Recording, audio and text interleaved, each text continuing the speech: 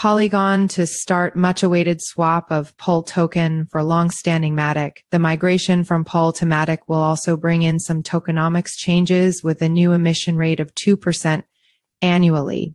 Polygon, a layer 2 network atop the Ethereum blockchain, will activate an upgrade on Wednesday that swaps out its long-standing MATIC token for a new POL token, allowing for more flexibility on issuance of new supply. While the planned switchover has been well telegraphed, the changeover could be closely monitored.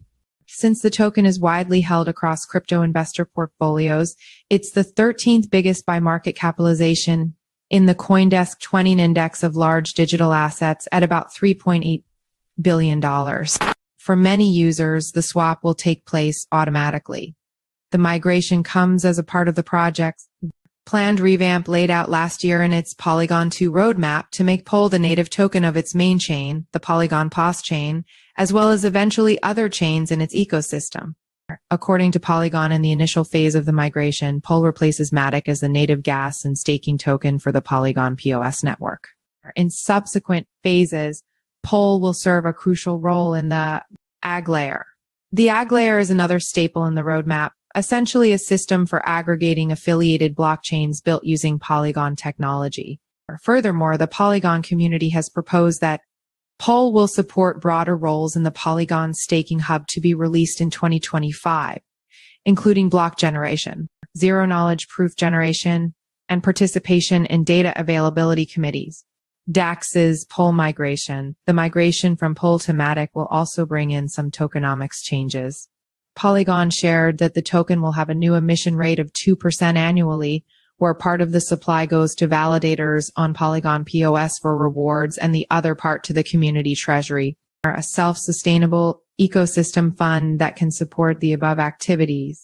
The biggest reason why the upgrade was needed from a technical perspective is that the MATIC upgrade keys were burned very intentionally years ago, which basically means that we can't make changes to that token, said Mark Boron, CEO of Polygon Labs, in an interview with CoinDesk.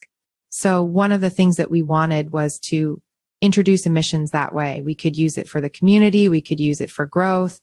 It was literally impossible to do that otherwise. Boron reiterated that introducing emissions is supposed to help the Polygon community ecosystem by introducing a grants program as part of the community treasury, allowing them some form of control by the community over the funds so that you can grow the ecosystem. And then the second one is a means for effectively validators to receive emissions. Boron added, effectively, if you think of these new chains that pop up, what's going to happen is that with time, they're going to want to decentralize.